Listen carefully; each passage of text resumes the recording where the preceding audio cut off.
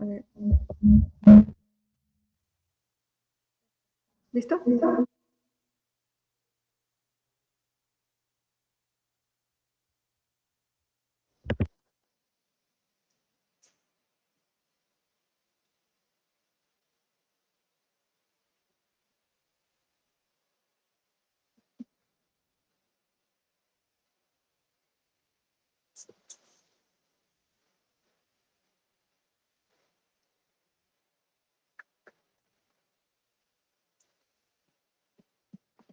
Buenos días, bienvenidas, bienvenidos a esta primera sesión del Seminario Permanente de Humanidades del año 2026. Este seminario se alberga en la Facultad de Filosofía de la Universidad Michoacana de San Nicolás de Hidalgo, pero como su nombre lo indica, no es un seminario de filosofía, sino de humanidades. En él se incluyen no solo, además, ciencias que se tienen comprendidas como de las humanidades, es decir, la sociología, la literatura, eventualmente la psicología, las ciencias políticas, el derecho, sino que también en la medida en que es un seminario multidisciplinar, interdisciplinar además, he querido incluir también disciplinas o las llamadas ciencias naturales o conocidas también de una manera más arcaica como las ciencias duras. Y esta mañana tengo una alegría y el honor inmenso de tener la presencia de un médico en el seminario. Y digo que es una alegría y un honor enormes porque desde el comienzo de este seminario había tenido yo la inquietud de tener aquí a un médico, a un profesional de las ciencias médicas, de las ciencias de la salud.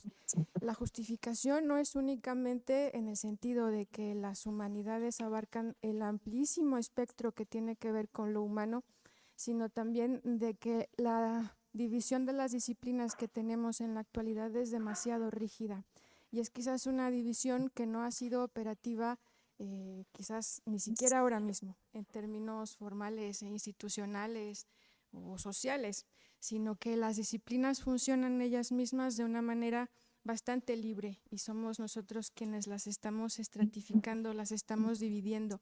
Y me refiero particularmente a que en la Facultad de Filosofía, en las facultades de Filosofía, se estudia, se analizan formas de pensamiento humano, formas de estructurar el conocimiento, un conocimiento conceptual, se dice, más bien asociado al ámbito de lo abstracto, de lo formal, y no de lo concreto, de lo cotidiano. Y sin embargo, en la historia de la filosofía ha habido médicos que han sido también filósofos. Me refiero a los grandes médicos de la antigüedad, como Galeno, como Hipócrates, pero curiosamente también Aristóteles. Aristóteles, quizás antes de ser filósofo, fue médico, hijo de médico, de una familia de médicos, de Asclépiades, como se les conocía en la antigüedad.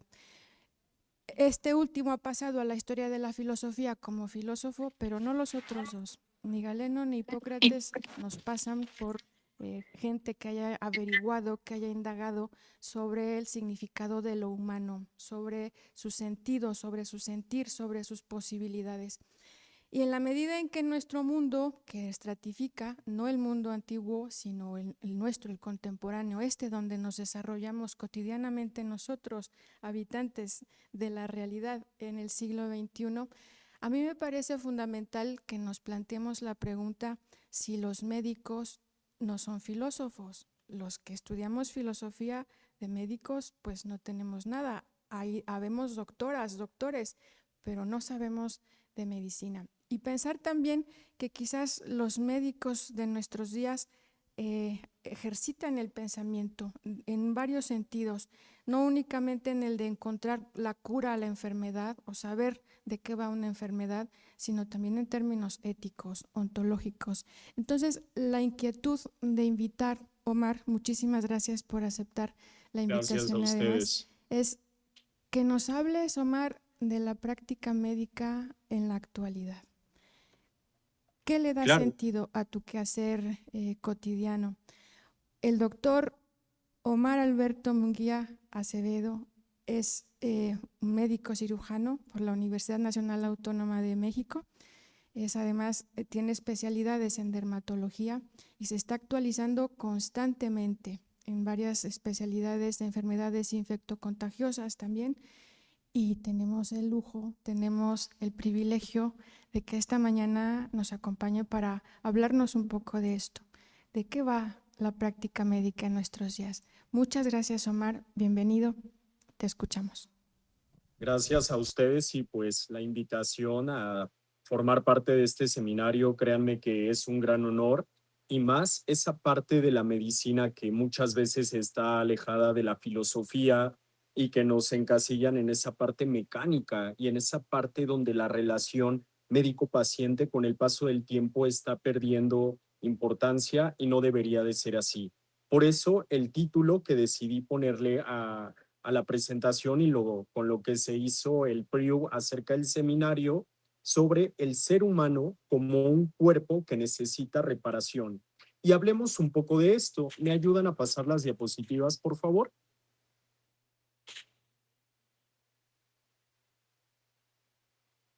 Sería la número 2. Perfecto. Aquí tenemos dos ejes fundamentales, la medicina y el cuerpo como una máquina autogenerativa o una máquina que va a requerir reparación en algún momento de la vida. En la siguiente diapositiva podemos hablar acerca de la metáfora del cuerpo como una máquina. Es la diapositiva número 3. Desde tiempos filosóficos con René Descartes tenemos esa definición sobre el cuerpo humano como una máquina física y material que va a tener que ser gobernada por leyes mecánicas, similar a un reloj que va a ser autómata, que va a cumplir ciertos procesos al inicio, a mediados y al final de la vida, y que va a ser totalmente desapegado o enajenado al alma inmaterial o a la mente, que es la sustancia pensante. Aquí no solamente se rompe el paradigma acerca del vínculo que existe entre la fe, el cuerpo, la iglesia y la ciencia. Aquí se para totalmente el funcionamiento de un organismo con lo que éste puede pensar o puede llegar a sentir.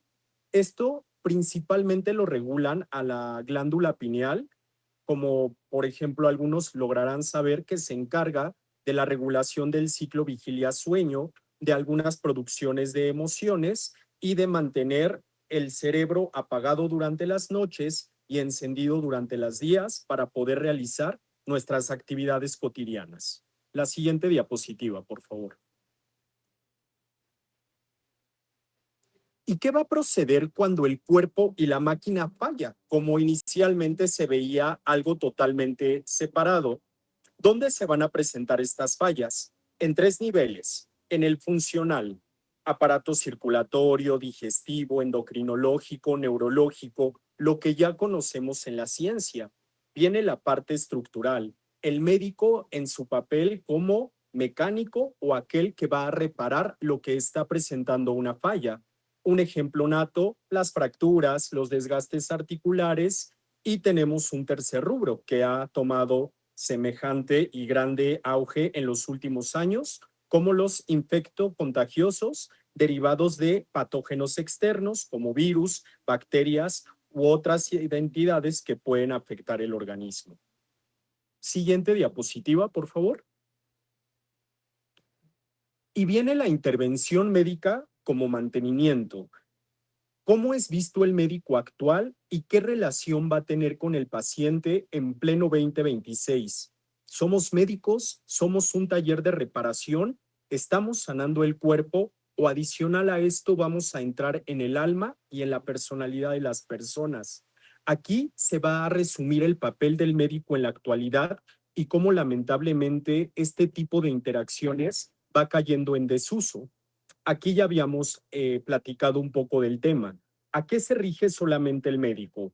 ¿A reparar lo que ya está enfermo, a reemplazar lo que hace falta o mantener el cuerpo a lo largo de la vida para prolongar la longevidad? ¿O qué vamos a realizar más allá? Siguiente diapositiva, por favor. Y es donde yo como médico les puedo hablar de ese error en el proceso. ¿En qué momento perdimos el hilo del tratar a un paciente, verlo como una máquina, verlo como un cuerpo? ¿O en qué momento no entendimos esos aportes filosóficos, no solo enfocado en Hipócrates, que es nuestro padre de la medicina, o en René Descartes, que quiso separar alma y cuerpo, a nosotros llevarlos a la práctica de la vida cotidiana, apegarnos a la inteligencia artificial, a las nuevas tecnologías y quedar totalmente limitados en algo que se enfermó, algo que necesita reparación y no nos interesa más allá de lo que ya está dañado? Siguiente diapositiva. Y aquí viene el paradigma de decir, el cuerpo no es una máquina que necesariamente necesita ser arreglada. Somos personas, somos seres que pensamos, sentimos, interactuamos, deseamos y que cuando tenemos una afección a la salud o una alteración a este nivel biopsicosocial, vamos a requerir una atención de un médico, no de un mecánico. Siguiente diapositiva. Aquí les quiero dar un breve ejemplo acerca del modelo biopsicosocial, donde va a depender de tres ejes esenciales. El primero, que ya conocemos en la rama de la ciencia, que tiene que ser exacta, que tiene que ser precisa y que tiene que ser basada en un método. Vamos a emplear la genética, la edad, el género, la anatomía, la fisiología, para así entrar en una parte estadísticamente exacta donde vamos a reparar aquello que se ha dañado. Vienen los factores psicológicos, que también es un eje fundamental para el hombre y la mujer del pleno 2026, que se rige en una personalidad, en un comportamiento, en metas, en creencias, en emociones y en expectativas. Y vienen los factores sociales. Finalmente, no somos seres aislados, no somos seres que no interactúan con otros, y definitivamente nuestra salud y nuestro comportamiento va a depender de cómo nos desenvolvemos con los demás. Y aquí vienen las relaciones interpersonales, el cómo reaccionamos al estrés, la percepción de la carga diaria y claro que tiene todo que ver el nivel socioeconómico en el que nos encontremos, porque de eso va a depender la terapéutica, el acceso a la salud. Finalmente, hablamos de un derecho universal que no aplica para todas las personas, lamentablemente, y que muchas veces la falta de acceso a fármacos, a terapia o a procedimientos novedosos se van a ver limitados por este último rubro que les estoy mencionando.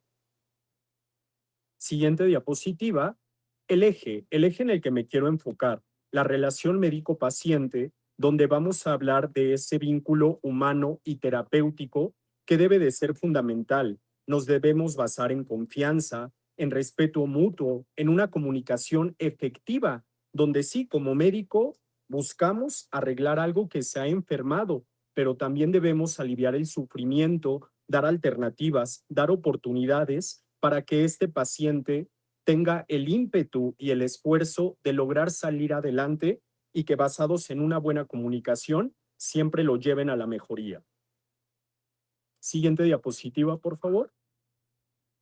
Hasta hace 50, 70 años existían modelos acerca de la relación médico-paciente que en pleno 2026 yo consideraría que han caído en desuso. El primero siempre fue el modelo paternalista, donde el médico llevaba la batuta del estado de la salud del paciente y lo que él decía siempre era la verdad, y donde el paciente no tenía derecho a externar sus dudas, sus inquietudes o a tomar en duda o algún juicio el comentario que emitiera el médico. ¿Qué ventajas tenía? Que como médicos dábamos decisiones rápidas y reducíamos la ansiedad del paciente. ¿Qué desventajas nos daba? Que finalmente disminuíamos la autonomía del paciente y en algunos casos los podíamos dejar insatisfechos por todas las dudas que les podía generar. Otro modelo que se utilizó en los 70, 80 era la información compartida, donde se daba una ligera colaboración entre el médico y el paciente.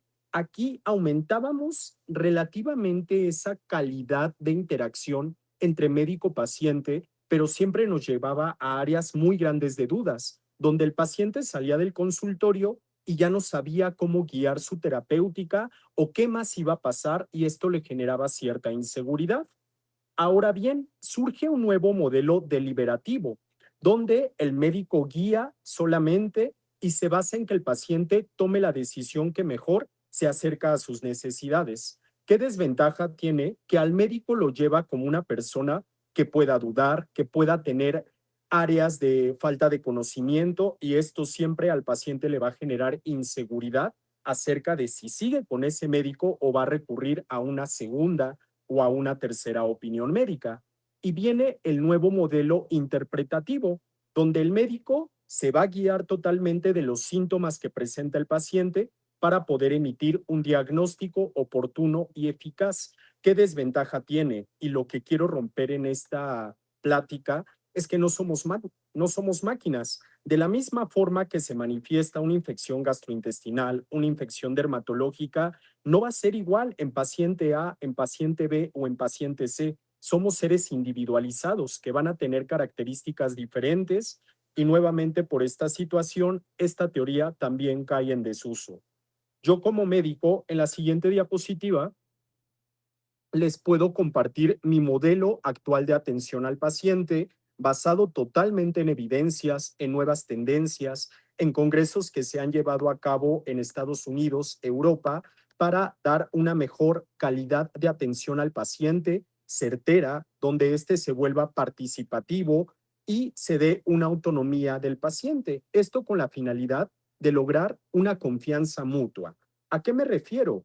A que se debe de generar esa empatía, esa confianza, siempre marcando la línea de respeto entre médico y paciente, donde ambos tengan ese libro abierto de externar dudas, sugerencias, comentarios. Finalmente se trata de su enfermedad y si el paciente no se siente cómodo en estos rubros esenciales, va a ser prácticamente imposible llegar a la meta terapéutica que como profesionales de salud deseamos se logre. Siguiente diapositiva. Quiero ejemplificarles este modelo. Toqué un punto inicial acerca de la participación. Aquí, médico y paciente trabajan de manera conjunta para decidir el mejor plan de tratamiento.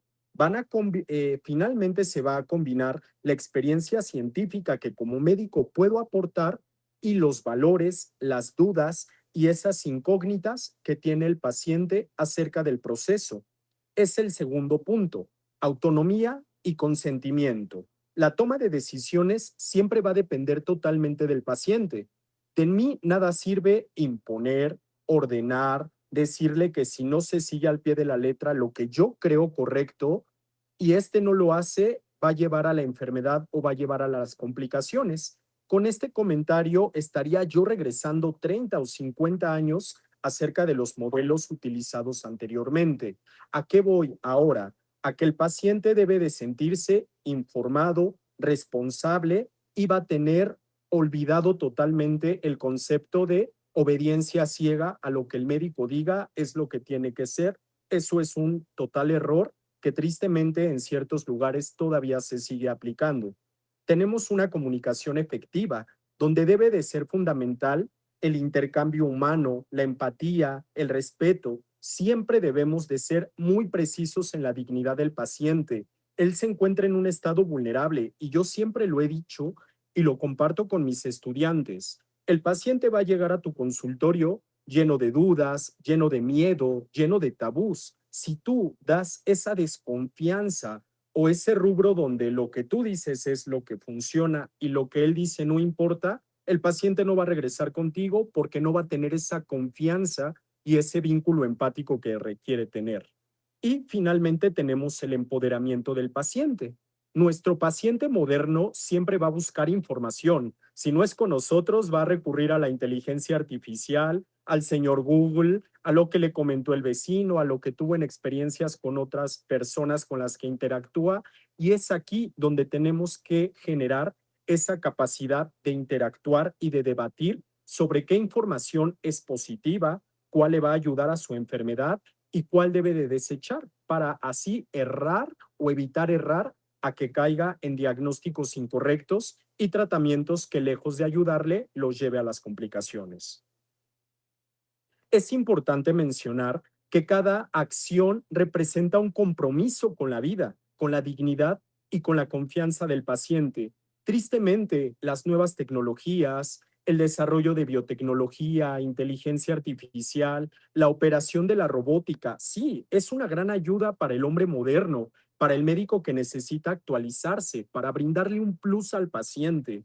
¿A qué me refiero con esta charla? A que no debemos perder los ejes esenciales. No se trata de una máquina o algo que tiene que ser reparado. Se trata de un ser vivo, de una persona que necesita ser escuchada, apoyada, guiada en todo el proceso para regresar a la mejoría y así regresar a su entorno para tener productividad mayor, un estatus que finalmente va a lograr mediante el trabajo, esos sueños, esas metas, ese apoyo a la familia que muchas veces como médico estamos olvidando y no debería de ser así para evitar posibles problemas a largo plazo.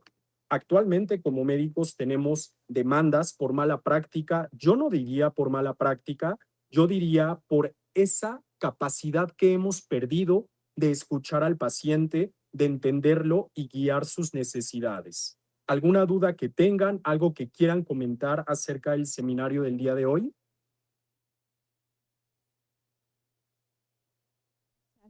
Gracias, Omar. Gracias por este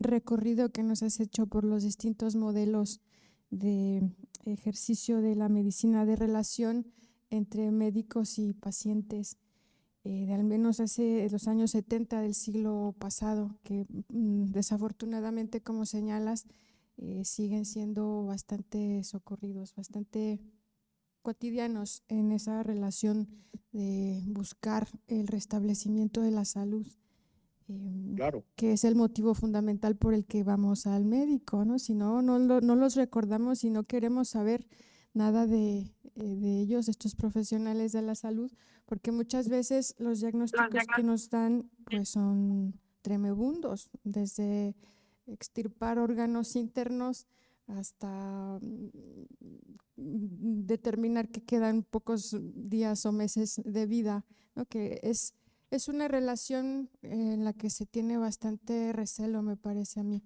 De hecho, hay sintomatologías que son muy sencillas. Si desaparecen, no vas al médico, y si permanecen, ya son de una manera bastante dramática, y sí, efectivamente, las soluciones pues a veces no son sencillas, normalmente no son sencillas. Entonces, quizás Claro, definitivamente.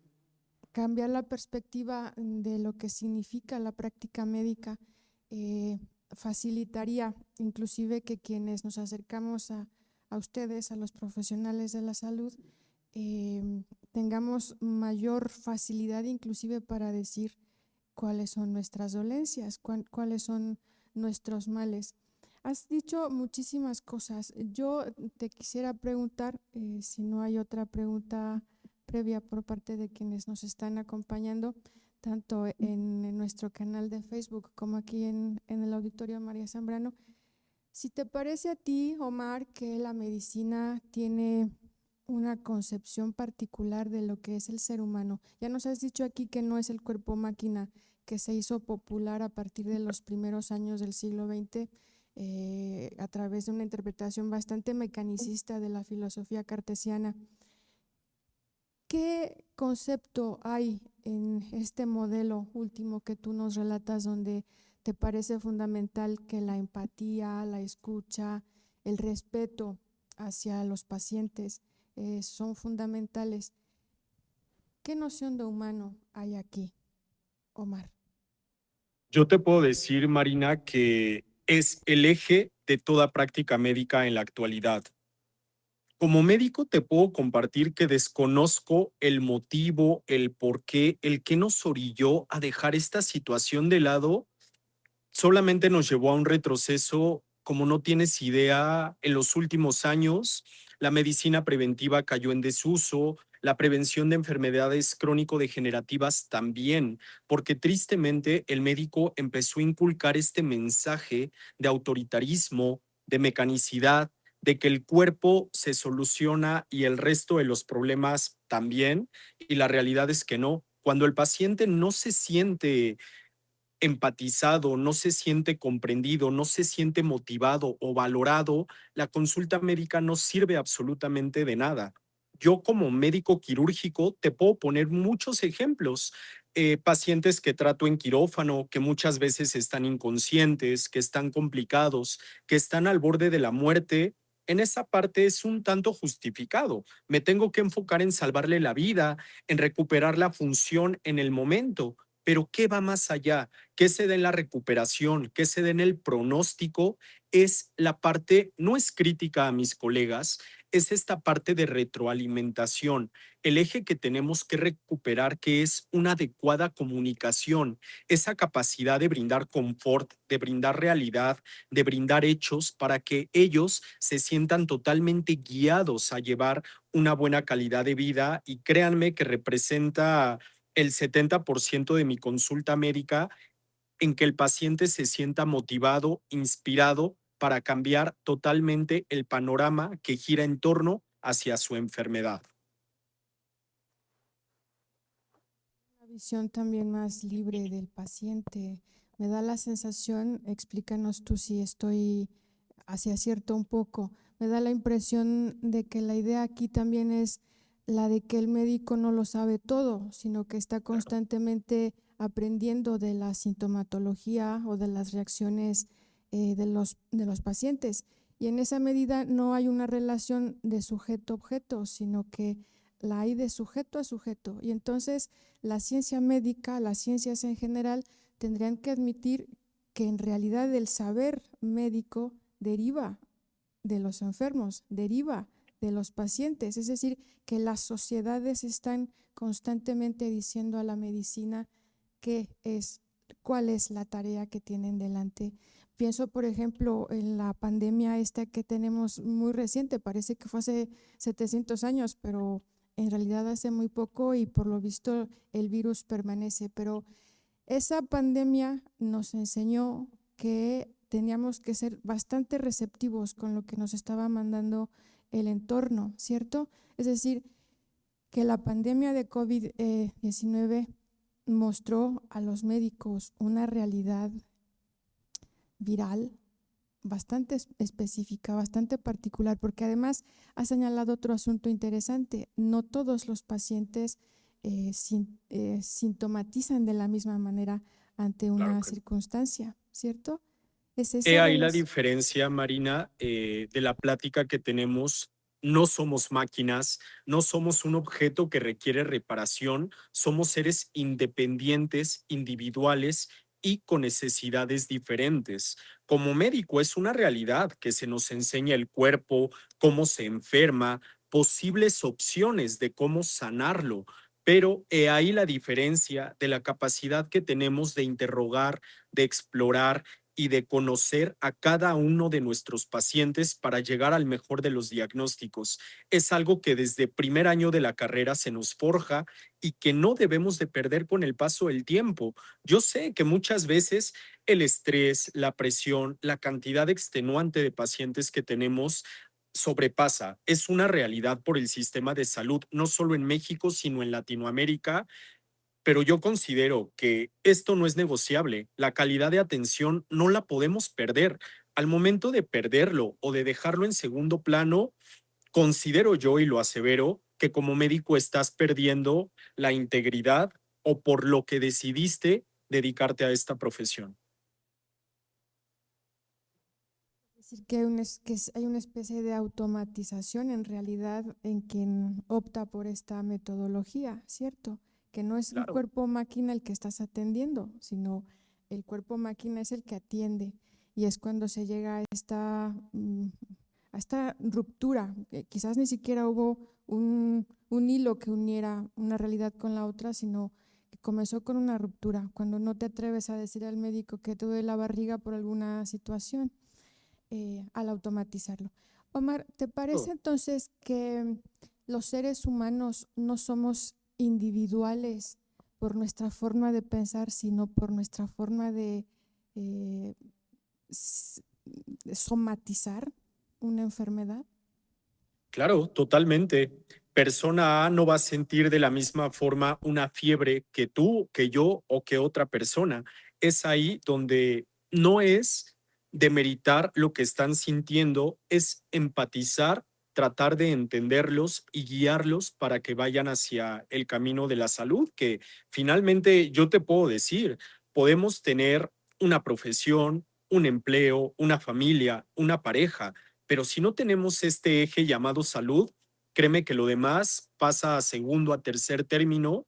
Viene tendencia posterior a COVID. Las enfermedades mentales han tomado un auge como no tienes una idea en los últimos años y cómo sí repercute totalmente en el desarrollo, en el desempeño y en el culmino de la vida. Es ahí como médico, debemos de ir totalmente a 120 kilómetros por hora para tratar de alcanzar las necesidades del paciente y brindarles siempre una solución.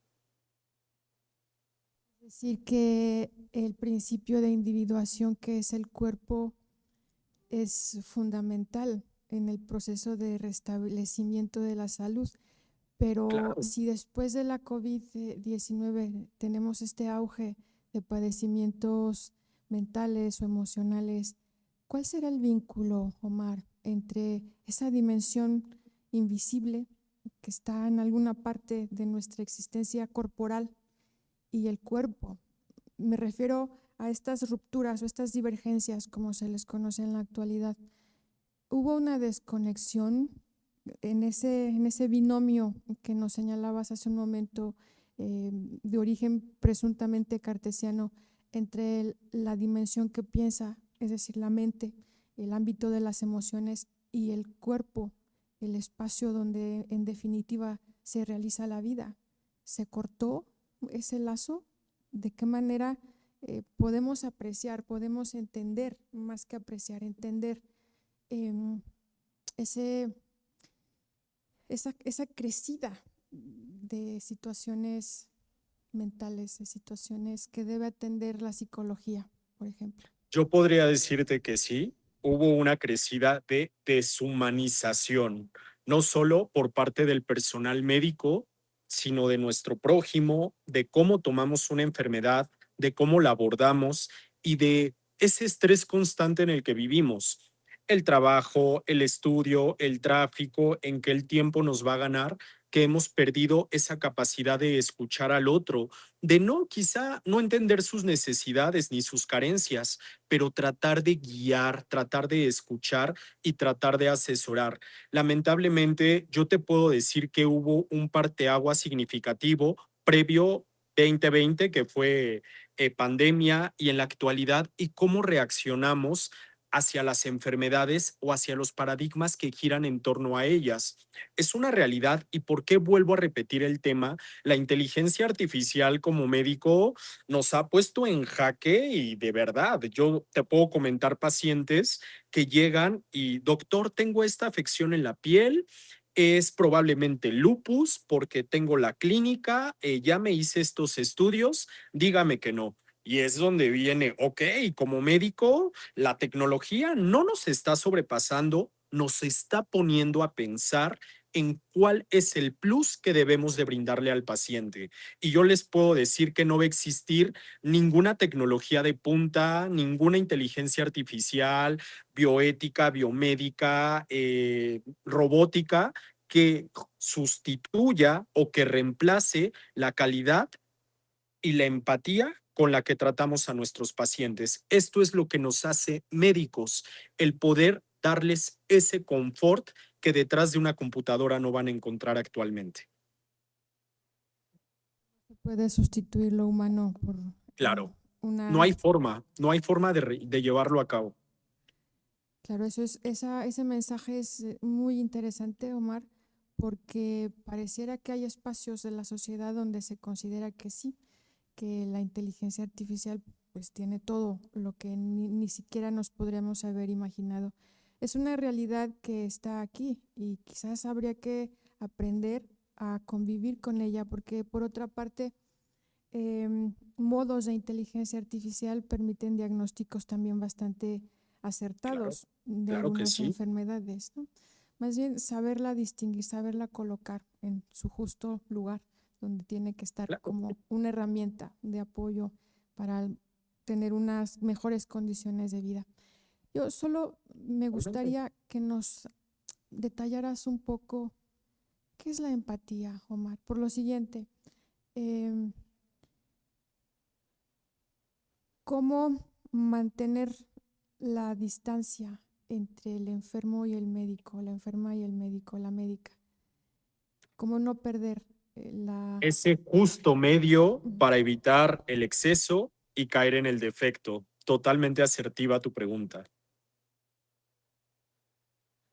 Decimos en filosofía, Omar, con el justo medio es que todos sabemos qué es, pero no sabemos dónde está. Y ¿Sabes? totalmente razonable y a veces como médico nos cuesta mucho. Yo te puedo hablar de la empatía como esa capacidad de entender lo que le afecta al paciente, lo que le duele, lo que le aqueja y poder llegar a una negociación donde él se sienta motivado a salir adelante de su enfermedad. Para mí, esa es la clara y nata definición de empatía. Acabas de tocar un punto muy sensible y que como médico me cuesta trabajo muchas veces. Hay personas con las que generas una mayor y una menor empatía. Eso es inerte, el decir, este paciente me dio más confianza, es más asertivo a la hora de entender lo que le comunico y esto tenemos totalmente que regularlo. Debemos de ser neutrales, debemos de ser objetivos con uno y cada uno de los pacientes. Me tocan muchas veces niños oncológicos que es inevitable no romperte un poquito cuando los ves que ya no hay más por hacerle. Esos pacientes terminales que ya están en cama de hospital, en los pacientes geriátricos, que muchas veces en hospitales me ha tocado ver temas de abandono, familiares que ya no regresan por ellos y que pues no sabes qué les depara el destino. Como médico es difícil muchas veces soltar esa parte emotiva necesariamente no es soltarla, es saberla canalizar siempre en beneficio de nuestros pacientes y que ellos nos vean como una persona en la que pueden confiar, pero siempre manteniendo esa línea de respeto, porque viene la otra contraparte, donde perdemos ese eje esencial y el paciente puede malinterpretar nuestras acciones, nuestro comportamiento e incluso dudar de nuestra capacidad como profesionales de salud. Hay una línea muy delgada, ¿no? Entre una Muy cosa delgada y la y otra. creo que todos mis colegas me entenderán que la práctica, el paso del tiempo, el conocer a nuestros pacientes, no quiere decir que no sepamos dividir esa línea tan delgada, sino aprender a cómo manejarla en cada uno de los pacientes. Pues bastante trabajo sí que hay, Omar. Yo manifiesto mi admiración a este trabajo porque esa capacidad de escucha me parece que exige muchísimo por parte de ustedes, los médicos, de quienes están encargados de esta tarea, de esta labor entre la humanidad. Eh, Escuchar. Quizás, y quizás no es únicamente, fíjate, una actitud que tendrían que asumir los médicos, las médicas, sino la humanidad en general. Se dice Sí. que no nos escuchamos en todas partes. Yo escucho esto. Es necesario aprender a escuchar o desaprender la forma de escucha que hemos tenido por una atención mucho más positiva, no impositiva. Yo te podría compartir, Marina, que Sí, todos oímos, pero pocos claro, escuchamos. claro. Y como médico, más a mi favor, muchos escuchamos, pero pocos tenemos la capacidad de guiar al paciente. Y ahí donde hace la diferencia entre el médico que quiere ver bien a su paciente o el médico que lamentablemente lo ve como un número más, lo ve como un negocio o lo ve como algo que se tiene que cumplir porque ya está marcado por la medicina de tal manera. Y pues yo creo que podemos tener el mayor conocimiento, la mayor formación, maestrías, diplomados, másters. Eso sí, te da el conocimiento, te da la capacidad de solucionar la enfermedad de tu paciente. Pero ahora viene la parte difícil. ¿Cómo vas a lograr que tu paciente crea en ti? Eso es lo más complicado en el desarrollo de mi carrera y día a día siempre hay pacientes que me ponen en jaque y es la parte que me obliga a actualizarme constantemente, a ser más claro, más certero con ellos para brindarles ese confort y esa seguridad que es un eje fundamental en el mundo de la medicina moderna. Claro, bueno, trabajo profesional humano, en definitiva. Bueno, no Claro. sé si hay alguna pregunta. La gente que está en Facebook, nada, ¿no? Nada. Bueno, Omar, ¿quisieras cerrar con algún comentario esta presentación? Claro, claro, pues en primer lugar agradecerte a ti, a esta gran oportunidad que me brindas de comunicar, pues finalmente de lo poco que sé a tu mundo, a los alumnos, a los docentes, al personal directivo que se encuentra en esta reunión, de que siempre podemos aportar más y que el mundo de la filosofía y la medicina no están tan peleados como muchas veces creemos. Trabajamos más juntos y trabajamos mejor de esta manera. El desarrollar esta capacidad afectiva, esta capacidad filosófica, esta capacidad de comunicar, de externar y de que nos entiendan y logremos que las personas cambien el cómo ven su vida cotidiana para bien, ahí el trabajo está realizado, tanto en tu cancha como en la mía en el área de la salud. El conocimiento, Omar, es colaborativo, ¿cierto? Bueno, Totalmente, pues totalmente. coincidimos de una manera espectacular. A mí me parece que las ciencias, los profesionistas, la humanidad no puede vivir aislado jamás. Siempre Claro, requerimos de alguien más o alguien más requiere de nosotros para comprender fenómenos, para acertar procesos y en definitiva para tener una vida más armoniosa que la que había claro. tenido hasta el momento en que se enteró que no la tenía. Bueno, Claro, no tenemos la verdad absoluta, por más que leamos 30, 50, 100 libros, artículos, tendencias, actualidad. Si no sabemos el escuchar al otro, el aprender del otro y el complementarnos con el otro, creo yo que somos las personas más ignorantes del mundo. efectivamente, y soberbias además, porque no tenemos otra manera de Claro, ocultar eso que claro nos, que en el mundo médico es también el pan de cada día. en el mundo en general quizás, Omar, que no es un consuelo, Totalmente. no es un consuelo, es, bueno, eso, decirlo tal, no es solo allí, es por todos lados y entonces algo está fallando como humanidad, algo no estamos haciendo de la mejor manera. Pues te agradecemos muchísimo, Omar, que esta mañana hayas estado en este seminario permanente de humanidades. Es la primera sesión del año 2026. Tenemos un calendario por delante, ya les estaremos comunicando oportunamente las sesiones, los días y los temas que estaremos comentando aquí. Muchísimas gracias, Omar. Gracias al apoyo técnico en la facultad. Muchas gracias y saludos a quienes nos están siguiendo en Facebook. Que tengan un excelente día. Gracias a todos. Saludos.